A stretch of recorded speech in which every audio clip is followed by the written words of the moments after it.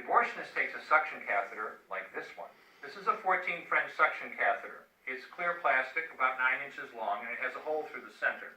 It is inserted through the cervix into the uterus. The suction machine is then turned on with a force 10 to 20 times more powerful than your household vacuum cleaner. The baby is rapidly torn apart by the force of the suction and squeezed through this tubing down into the suction machine, followed by the placenta. Though the uterus is mostly emptied at this point, one of the risks of a suction D&C is incomplete abortion. Essentially, pieces of the baby or placenta left behind.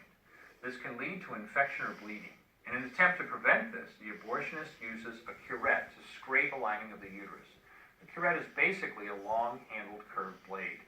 Once the uterus is empty, the speculum is removed and the abortion is complete.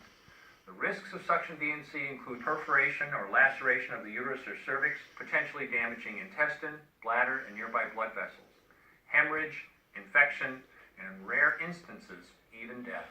Permanent sterility is also a well-known risk, quite often made sterile because of the damage. And injury to the cervix. Second trimester surgical abortion called dilatation and evacuation, or D&E. This is one of the worst. D&E is performed between 13 and 24 weeks of pregnancy.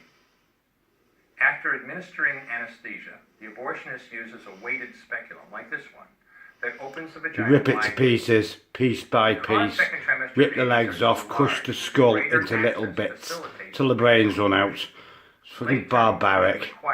This is what they make getting rich on.